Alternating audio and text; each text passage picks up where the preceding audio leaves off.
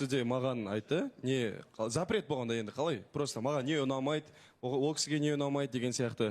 Бұл кісіге маған анау кішкене қыздармен жаңағыдай болып қалған әңгімелер, жаңағы бір-екі рет әңгіме шығып қалғандары ұнамаған екен да. Бірақ мен айтып отырмын да, оның бәрі саған дейін болған, енді сенен кейін бірдеңе болатын болса, сол кезде менен бір сұрасаң жарасар. Ал қазір саған дейін болған нәрселер уже маңызды емес деймін де, енді өткенмен өмір сүре алмаймыз ғой. Сол емес па, Динара? Динара, Садолет осы кездесу барысында жалпы несімен таңғалдыра алды, несімен бір азаматтығымен сіздің көзіңізге түсті? Бізде андай ұялу деген жоқ та бір-біріміздің көзімше. Бұрыннан танитын адамдар сияқты сөйлесе алдық. Сол нәрсе ұнады. Және қалай айтсам болады? Кішкентай кезімдегі еркелей алам. Еркелей де алам, өзімді уверенді ұстай алам. Сол нәрсе ұнады. И сол айтып тұрмын ғой, то, что қызға уважениесі көрінеді, сыйластығы көрінді маған деген.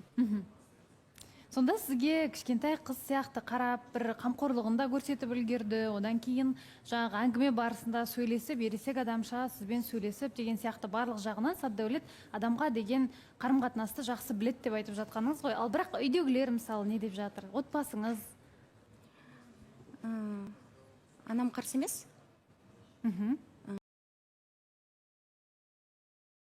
Жоқсыздар ма? Жоқ. Негізінде бірде әңгімелерін тыңдасаңыздар енді өте күшті, кәдімгідей. Қазір енді эфир болғаннан кейін халықтың еще андай бүйтіп айтты да, маған Инстаграм, басқа желілер қызық емес, мен ондай нәрсені ұнатпаймын деген сияқты. Сол үшін кішкене публикадан қысылатыны бар. Атак дұрыс түсінесіздер деп ойлаймын. Вроде бәрі күшті. Қазір іште айта алмайтын шығар. Может, келесі эфирлерде жай-жай бүйтіп ашып аламыз өзіміз. Сыйлығыңыз бар екен, Сыйлығым бар. Бұл басты сыйлық емес, басты сыйлық кешке. Бұл тек жай ғана ырымы.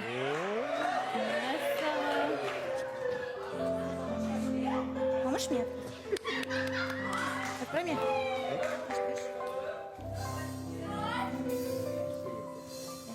Аша бер. Саддәулет деген именной. Жазуы бар, Саддәулет деген бір арнайы сыйлық алып келдіңіз. Сағатымен бәрін бірге.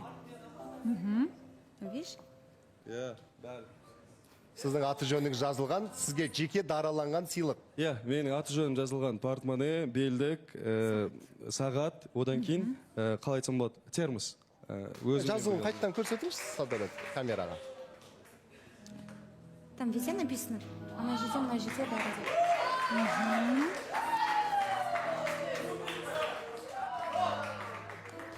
Жақа. Негізі Саддәулет танысқандарыңызға бір күн болса да, сіз барынша алып келіп сыйлығыңызды көрсетіп жатсыз, қамқорлығыңызды жарайсыз. Үлкен рахмет сыйлығыңызға. Рахмет етесіз бе, Саддәулет? Рахмет айтам, конечно. Бізден де ответка болады енді. Мен біраз опты қыздан сыйлық алмағаныма, андай, қалай айтсам болады, кішкене қобалжып қалған жайыңыз. Кішкене қобалжып қалған жағдайым бар. Сақ қойыңыз, асықпаңыз. Үлкен рахмет айтам сізге. Мен де ответка болады енді. Және бұл жай қазір бастапқы сыйлық дейді, бұдан да күшті сыйлық бар дейсіз. Жоқ, бұл бастапқы сыйлық, мен үлгермей қалдым да эфирға. Жүгіріп келдім да, сол үшін кешке қалған сыйлық бар.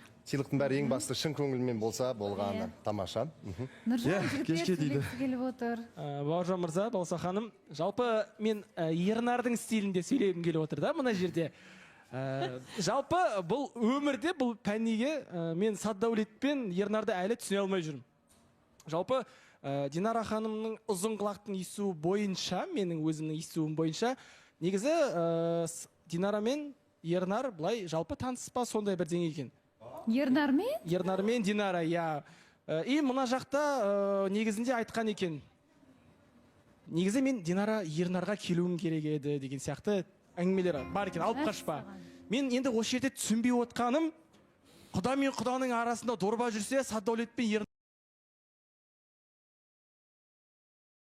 Бір ай бұрын негізі Саддәулетті көрмей жатып, Ернарды көрген болатын. Бір ай бұрын бауысы, 2 апта, 3 апта бұрын.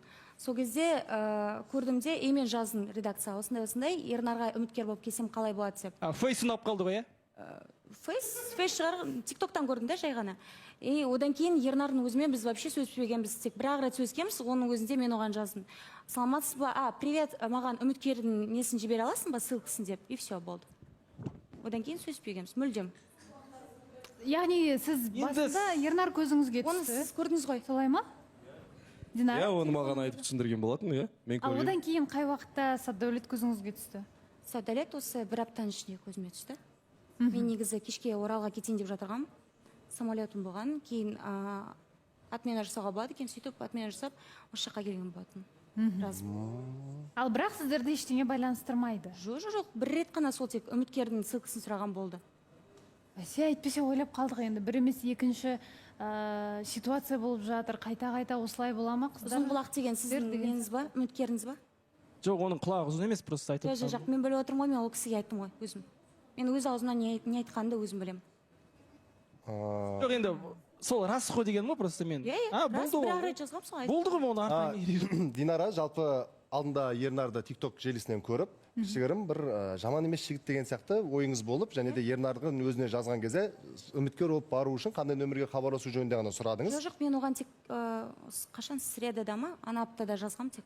Дұрыс қой, сол үміткер болу үшін қай нөмірге хабарласам? Сәдәулетке келу үшін жазғам. Иә. Түсінікті. Сосын Садәулет білгем дейді, сөйлесу арқылы. Иә, маған кеше ғана күні кеше көрсеткен болатын телефонмен. Ешқандай арам ойламаңыз. Просто осындай переписка болған арамызда, одан бөлек дым жоқ деді. Мен хорошо дедім. Ондай болып тұрады ғой енді деген сияқты. Демек сізге айтып қойды, сіз біліп Иә, отырсыз. мен бәрін біліп отырмын. Жақсы, Нұржан. Бәрекелді. Қыздар, жігіттер, мейрам, көңіл күйді түсірмейік. дұрыс Бұндай айтты. сұрақтар қоймай қойсаңыздар. Мына үміткер әдемі мөлдіреп, әдемі болып кіріп келді, сыйлығын беріп жатыр. Үміткері жоқтар, іштерің ашсын деймін сендерге, жігіттерге айтып жатырмын да. Кешке главный сыйлық кешке дейді, бір қызыл розалар шашып, бір мөлдіретші беретін сияқты бұл кісі. Кешкі асты айтып жатқаным ғой, кешкі ас жасап. Сіз келген кезде сізге сұрақ қойған болатынмын. Сіз жаныңызға үшінші адам кездесуге барса қалай қарайсыз деген кезде сіз айттыңыз. Жоқ, үшінші адам керек емес, біз өзіміз бірінші кездесуде сөйлесіп алуымыз керек, өзіміздің сұрақтарымызды қойып алуымыз керек дейді. Біз видеодан көрсек, бір адамдар көп жерге бар, тамақ ішкен екенсіздер, у-шу болып жатыр енді арғы бет. Жанында біреу видеоға түсірген. Үшінші адам кім болды сіздердің жандарыңызда? Үшінші адам емес. Ақерке болған, Сержан болды. Және Ернар болды. Сіз былай көңіл